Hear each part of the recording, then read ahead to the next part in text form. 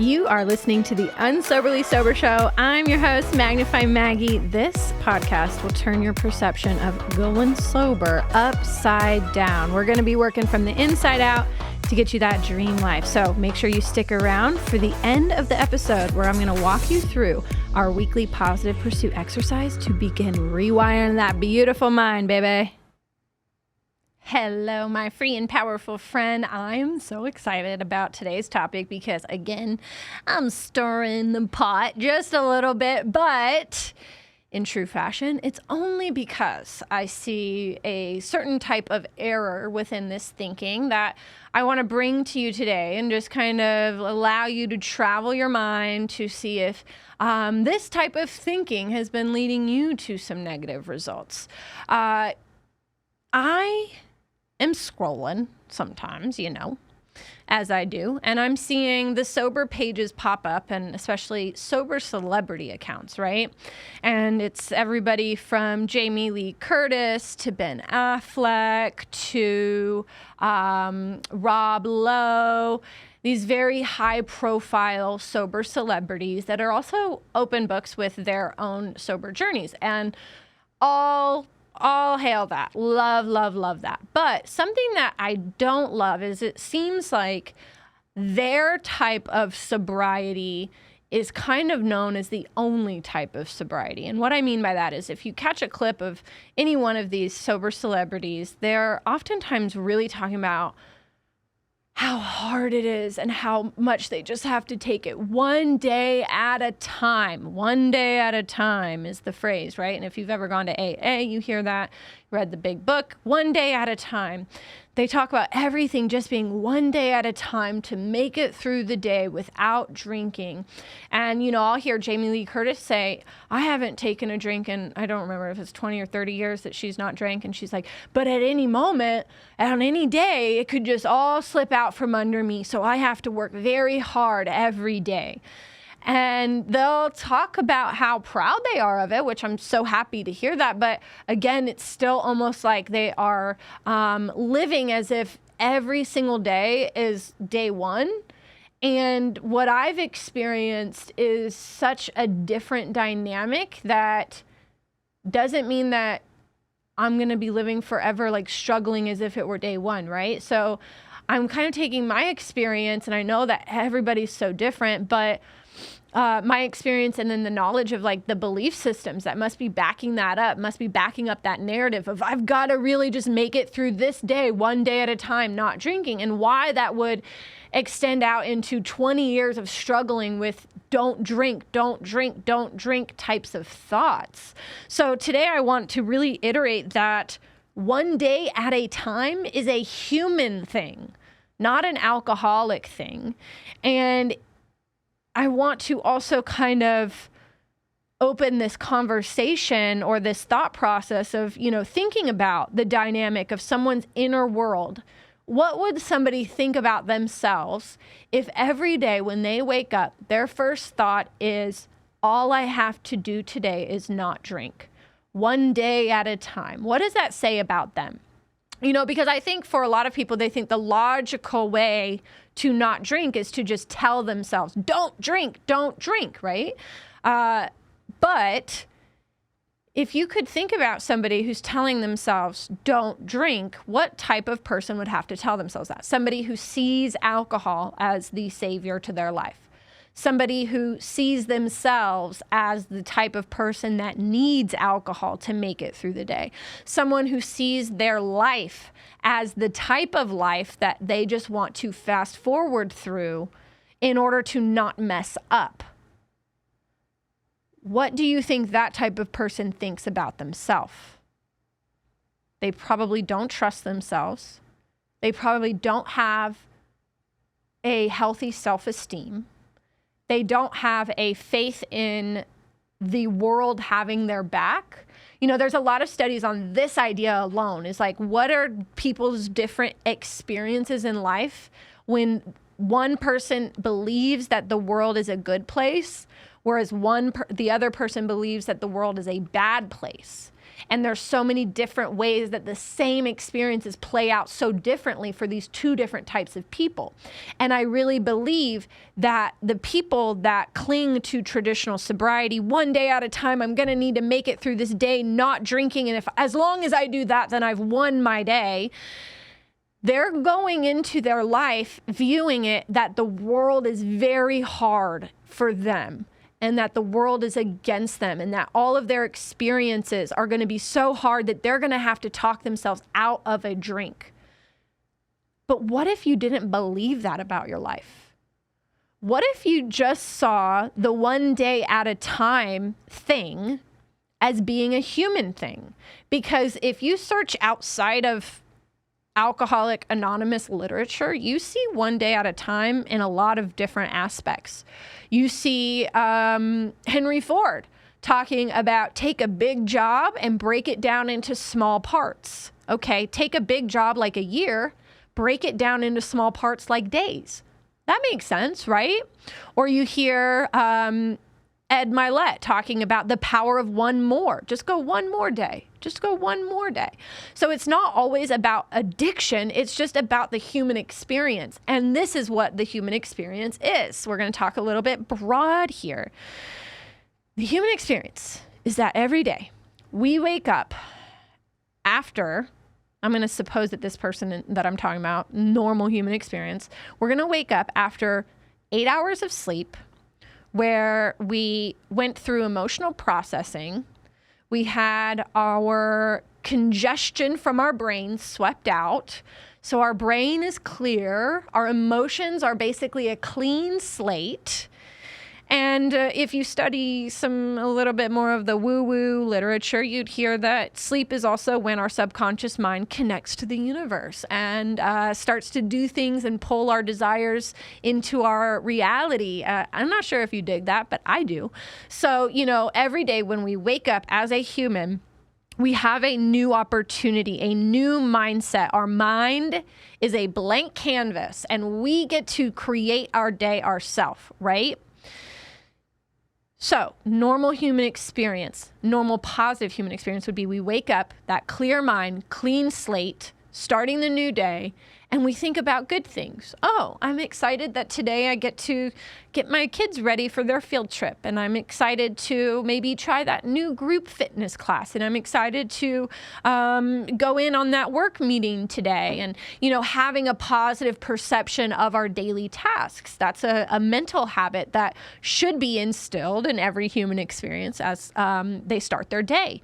Looking at things that they could be excited about, even things that they would maybe not be excited about, challenge that perspective in their mind until they can be grateful for that thing happening that day, So imagine that kind of person setting that tone, priming their mind for looking for everything to be excited about in their day, carrying forward with this momentum because they're proud of themselves because they make their bed, and they're proud of themselves for doing their morning walk, and they're proud of themselves for eating their high protein breakfast. And this type of person is going to have a completely different experience than the type of person that starts their day, even if they did have the 8 hours of solid sleep and all of the good quality, deep restorative REM and deep sleep. They start their day and they immediately think, today's going to be another day that I don't get to drink. I just have to make it through the day not drinking. I just have to get through that work meeting. I just have to get my kids ready for school. I just have to go to that class and not drink on the way home, not stop by the liquor store on the way home. Think about how that dynamic would make somebody need to cling on to that narrative longer. They think that they do because they're reminding themselves that in all of those lifetime experiences throughout their day, that they should not drink. So everything they're still relating, I'm getting my kids ready for school, but I'm not going to drink after this. I'm getting, and that makes you feel proud, I guess, like for those people. I'm talking about those sober celebrities that kind of grind my gears with that narrative. But just think about how that narrative creates and perpetuates that reality, right? And so I think that if you got up and you said, my mission today is for me to be me, first of all, be authentic, me to be me. I'm going to be me. I'm not going to show up for anybody else thinking how they expect me to be. I'm going to be authentic. My mission today is to be me and to do the most exciting things to me right now. Really get your mind primed for good things. Because here's the thing. Even the most successful, driven people have to create a positive mindset every day. And it's typically very similar types of, I would say, habits that we talk about for people in recovery. Being physically active, having mental health activities, boosters throughout the day. It's taking care of yourself. It's eating good food. It's maybe being more involved in some sort of community aspects. Like the systems are somewhat the same, but with different intents. But what if you change your intent from, I just need to make it through the day not drinking, to, I am going to make my day so good, I am enjoying my day so much that alcohol, I don't have to force those no drinking thoughts, right? And I know that this sounds like illogical, but that's only because we've been programmed to focus on the problem, thinking that that's what solves the problem. But focusing on the problem only perpetuates the problem. You've got to focus on the solution. And the solution to any problem is to take your mind off of the problem and put it on the image you wish to create. And this is really where my mind started to completely flip in my successful sobriety era stint. And even like at first it was really just an attempt in 2020. It was like I stopped thinking I just got to make it through the day. Yeah, I want to make today good, but I've got to trust myself as well. I've got to like let myself not think about alcohol in order to let the thoughts about not drinking fade away. So I need to get my mind stimulated with positive things. And I think for so many people, when they're like, oh, I wake up, the only thing I got to do today is not drink, that sets the bar incredibly low. Like if all you got to do today is not drink, you're probably going to find yourself on the couch twiddling your thumbs. And then at the end of the day, you're going to be like, well, I made it. I didn't drink. Yay, that's a win. But guess how hard that probably was? To sit on the couch all day and tell yourself, I'm just not drinking, I'm just not drinking, I'm just not drinking. Well, then as well, because you're like, all I got to do is not drink, if you're focusing on not drinking, you're probably not out there doing things. You're solely forcing that narrative and that focus. Or if you try to get involved in things, again, you're physically present getting your kids dressed, but the entire time you're mentally telling yourself not to drink one day at a time. And I think there's this idea of, again, that I rail against, of recovery being lifelong. That's pretty darn disempowering and doesn't really tie in a lot of hope. If I am sick in my 20s, diseased with addiction, I'm doing very large air quotes there, sarcasm. If I'm diseased with addiction in my 20s and I don't get drunk out of control for a year, 5 years, 10 years, do I still need to be saying that I'm addicted? No. Do I still need to be clinging on to that past identity and thinking that at any point, any day, all of that could go down in flames?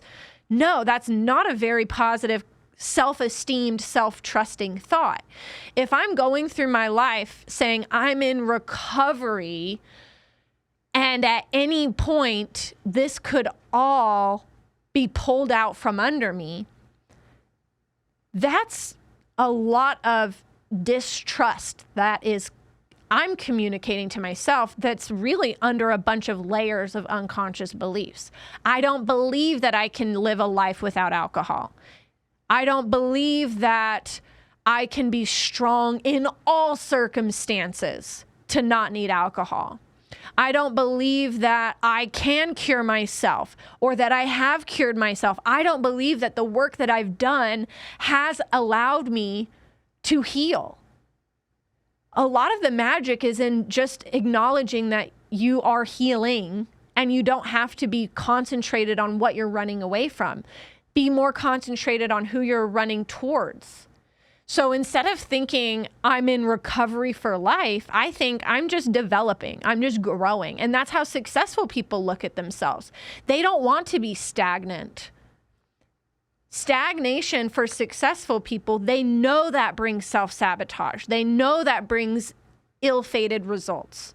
So they don't allow themselves to stagnate. They are constantly searching for ways to progress, right? In recovery, then isn't that the same thing? We just don't want to stagnate. We don't want to get complacent. We have to keep growing. And I think there was a podcast that I was on back in the day. It's called Beyond Belief Sobriety. And we talked about the word recovery. It's not that you're recovering from addiction. It's that you're recovering parts of yourself and pieces of yourself that you hid under the alcohol and under the coping mechanism. And I think that's a better way to look at it. But overall, I just say I'm not in recovery. I call myself recovered, but am I still developing? Didn't I just go through something that made me think, oh, wine would be a nice escape? Yeah, it made me think that, but I didn't act on it. And in not acting on it, I'm like, hey, that's growth. But it doesn't have to be tied back to, oh, that's a sign that you're addicted. I think anybody that's going through a lot of stress, even the most successful people, you might not see this, but sometimes when the stress hits the fan and they're like backed into a corner, yeah, they too have thoughts of like, I should just quit my life and go home and bury my head in the sand, but they don't. So the thing is that if you believe that you're recovering from a disease, you kind of are still carrying that disease with you, right? And in this is an imagined believed disease. This is not a real disease. But if you're like, oh, I'm in recovery, then the moment something bad happens, your recovery is kind of up for grabs. Like anything could happen. And it's almost like, going back to last week's episode, if you're maintaining, I'm addicted, I have to make it through the day without alcohol. When one day arises that is very unfair circumstances, that are very unforeseen, tragic things happening to you, you probably will say, well, this is a day where I'm allowed to drink because this is too heavy and this is what I always lean on. But if you are actually seeing yourself as kind of like recovered, past tense, now you're just growing and you know who you're growing into, then when life hands you lemons, you're literally like, okay, I don't want to act the same way that I used to because I'm still growing and I'm not carrying around that disease with me anymore. I'm going to actually try something new to get through this and I'm going to grow through this. So it changes the trajectory of your life when you see yourself as growing versus always and permanently in recovery. Because when you're in recovery, even 20, 30 years, I hear these people, Rob Lowe talking about it. There's so many other people. I think Elton John even kind of says it in some of these terms.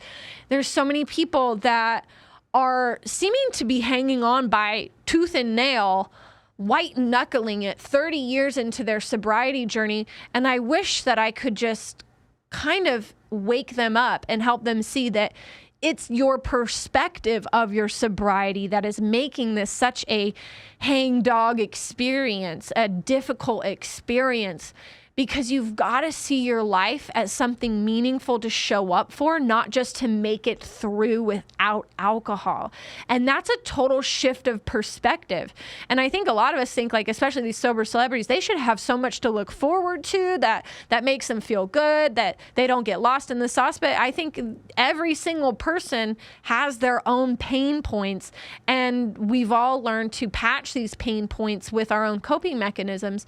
And the thing is that we just don't want to keep identifying as those coping mechanisms. Otherwise, we're going to keep fighting them forever and ever and ever. So this is your permission slip to say, even if you do classify yourself as, what would be stage 4 AUD, alcohol use disorder, AKA what you would maybe hear called addiction in AA, alcoholism.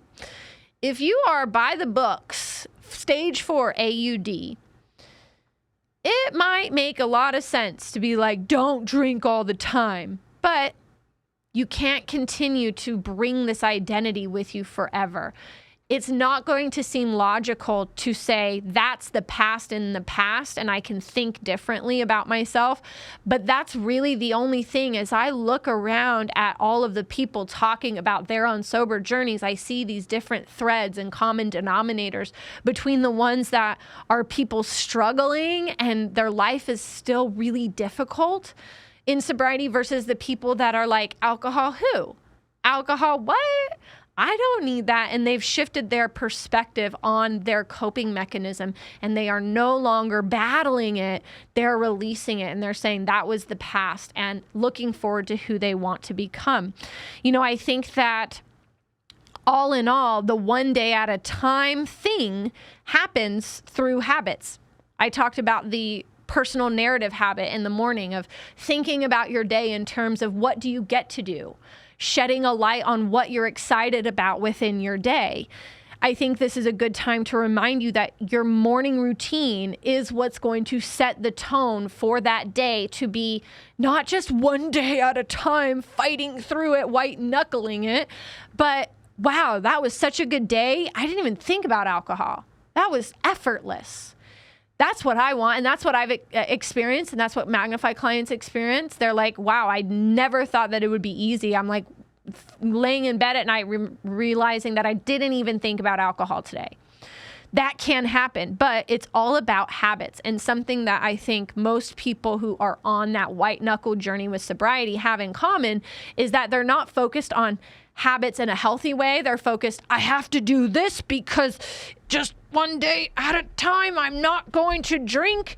I got to go to the gym to be skinny. And they say this is going to make my hormones good and everything. And they're looking at their habits in a negative way. And the thing is that we're going to reap whatever we sow. If we go into a habit thinking this is going to make me feel good, then it is going to make us feel good. But if you go into a habit thinking, I got to do this to feel better, then you're probably going to be like, wait, I don't feel better because you were forcing it and you had a negative intent kind of going through into it. So going through your morning routine with positive intent, saying, I know that this is going to make me feel good. I know that this is going to help me focus on the right things today. I know that waking up and looking at the sun is going to energize me and tell my body that I'm awake. I know that going for my walk is going to help my hormones. It's going to help me feel better throughout the day. It's going to help me get steps. I know that eating a breakfast is going to negate cravings and I'm going to stabilize my mood. All the things we talk about, right, with those morning routines, that is going to set the tone for the entire day, right? But what you did on Monday morning needs to be repeated on Tuesday. And what you did on Tuesday to feel so good, it needs to be repeated on Wednesday and Thursday and Friday. And this is why I say one day at a time is a human thing. Because even in my sobriety, I've found it that on a Monday, I could have a rockin' morning routine. And on Tuesday, I'm like, well, I did all those good things for myself yesterday. I think I'm just going to skip them today. I'm just going to go right to my laptop and sit down and get to work. And then like through Tuesday afternoon, Tuesday evening, I'm like, ugh, I just don't know why. I'm like a little bit irritable. I'm a little grumpy. And it's like, oh, I didn't do what I did. That's going to make me feel good. And that's why I think, again, it's something that all of us need to instill is this attitude and this habit of input, positive input in the morning to experience the positive output throughout the day, but know that every night that slate is wiped clean and you have to start over again the next day. You have to do those positive things in the morning.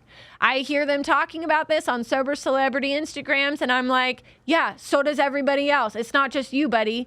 Like every single person in life is responsible for creating their own reality. And that comes down to the first moments of your day because of how complex our mind is and what happens during sleep. Your morning time is your time to set the tone. So with that being said, I want to give you an exercise that is going to sound really easy, and I can't wait to hear feedback. Drop your comments if you're watching from YouTube as you carry out this exercise, or DM me on Instagram, email me. You guys know how to get a hold of me, but this is your exercise, and I can't wait to hear how it goes. First off, wake up without a snooze. Yes, I said it. Do not snooze. Did you know that your phone has a way to just disable the snooze button? When you go into your alarm settings down at the bottom of the screen, I'm talking about iPhone, I don't know about Android, there's the actual snooze toggle button. Turn that off. You probably do not even want to think about the amount of your life that you've spent snoozing. Then waking up to be stressed out and rushing through your morning just to sit down at work and take your first breath and moment to yourself. How do you think that sets up your day, your vibration for the day, right? Not very good. So we're going to train that snooze button out of you. If you take the snooze option off of your phone, then when your alarm clock goes off, your mind knows that there's no safe like plan B of waking up with the snooze button. So you won't fall back asleep. Turn off the snooze. Wake up on your first alarm. Say, I'm so happy and grateful. Now that I wake up, I get up. I'm so happy and grateful. Now that when I wake up, I get up. Let your feet hit the ground. Think about how excited you are that you have another chance at life this week. Another opportunity, another day. People went to bed and did not wake up, but not you. You have another day. One day at a time. Let your feet hit the floor. Think about that gratitude. Then think about all of the things throughout your day in a way that gets you excited about them. Everything has a positive and negative. Your brain, when you first wake up, it's using cortisol to wake you up. So you're going to be more inclined to look at things negatively. This is where you take conscious control and you say, that work meeting, okay, maybe I'm not happy that I have to sit there for an hour, but what about it is good? What can I get excited about? That kids' field trip I'm getting my baby ready for. What can I be excited about that? That dinner that I have tonight, what can I be excited about? Think about things in a way that excites you. Tell yourself really good things like, I'm so happy that more opportunities are going to make themselves apparent to me today. My life is an adventure.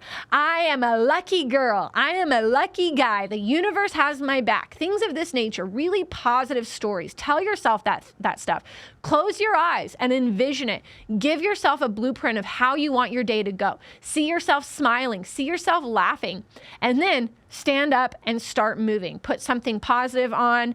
You know, in the morning I have my Alexa in the bathroom. So I say, hey, Alexa, start my day. And I have a positive audio that's programmed to start every single morning after the weather report. And that's what I listen to while I brush my teeth and do my eyebrows, and do my face and all those things. And then as soon as I'm downstairs, I have, you know, one of two kind of strategies every day. I'm either immediately into physical activity and then laptop work, or I have to reverse that. Laptop work and then physical activity. And so give yourself a morning routine without the snooze button. Set up the first 60 minutes of your day with such hype energy, positive, positive, positive. And notice how that changes your day, how you make decisions, how you show up.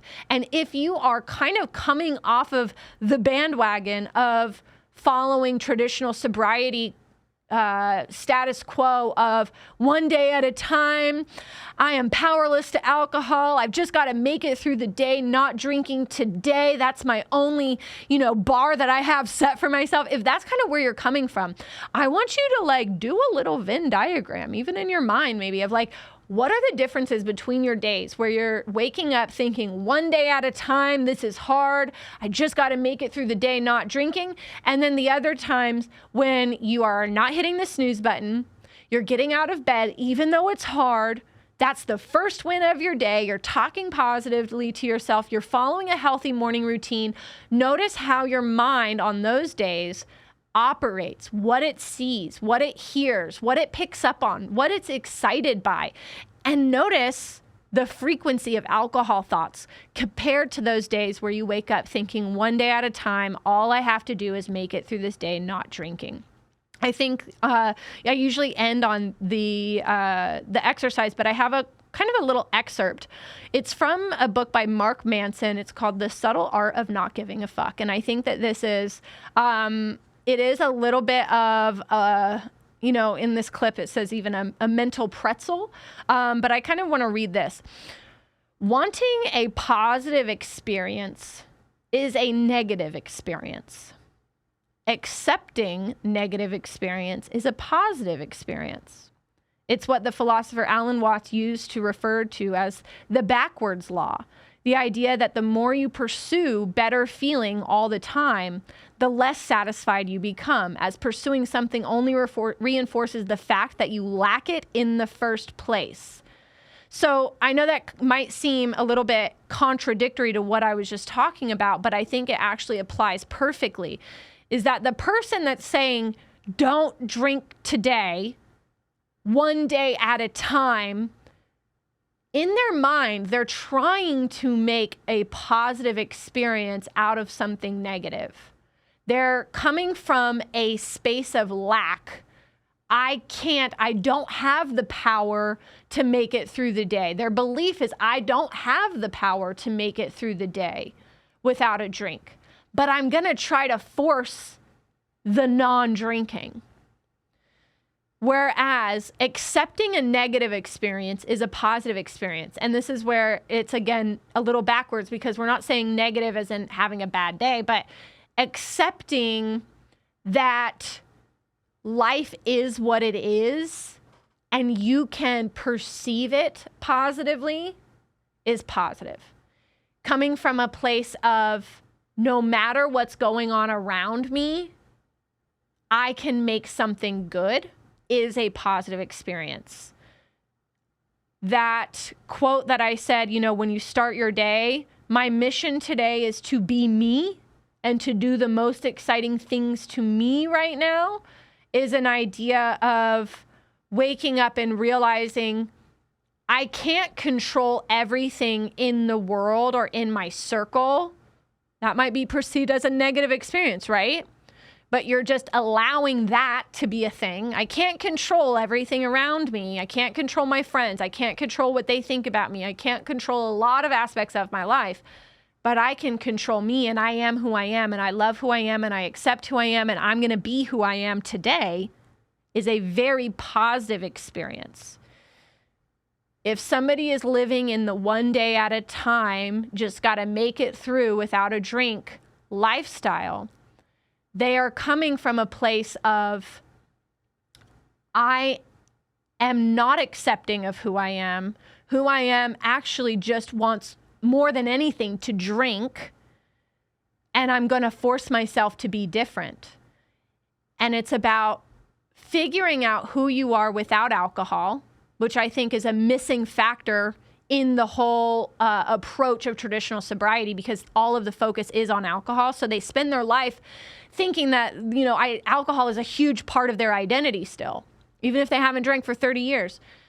It's about reforming your sense of self so that every day you can start off saying, I love who I am and I accept who I am and I trust what I am going to do today that makes me authentically happy.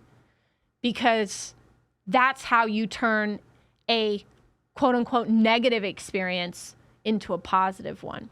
And I think that is kind of backwards, as Alan Watts said. So I wanted to leave that little mental puzzle with you today and remind you that one day at a time is a human thing. We are all responsible for setting our minds right, taking care of ourselves, understanding that we cannot control the outside world, but we can control who we are and how we feel about ourselves. Every single day, we have the power and the responsibility of doing so. And if you need help, I am here. I want to reiterate that the habits, the routines, the mindset, those are easy to work on by yourself, but it might take a lot longer. And you might get a little bit of steam and then you'll kind of peter out. And then you'll pick up steam and then you'll kind of peter out. But if you are ready to expedite this process, get these new paradigms rewired in your mind, get the accountability and the help, and have all of this information customized to your life, your experiences, your right now, your today, then please reach out. I've got the application in the description to work one-on-one with me. I'd love to have you. I'd love to support you and help you think different in order to drink different or never again. Remember, it all goes down in the mind, and we'll talk soon. means the entire world to me that you have been here with me, letting me share my experiences and hopefully helping open your eyes to a bright, beautiful life ahead of you as well. So if you are loving this show, please, please, please subscribe, like, comment, and especially share this with somebody that might be in need. Please help get the word out. Word of mouth is so important, and I know that you're somebody special who can help me in this mission for thinking differently in order to drink differently or never again. Make sure you reach out if you have any questions you want discussed on the podcast. I'm here for it, so I'll talk to you soon. Signing out, Magnify Maggie.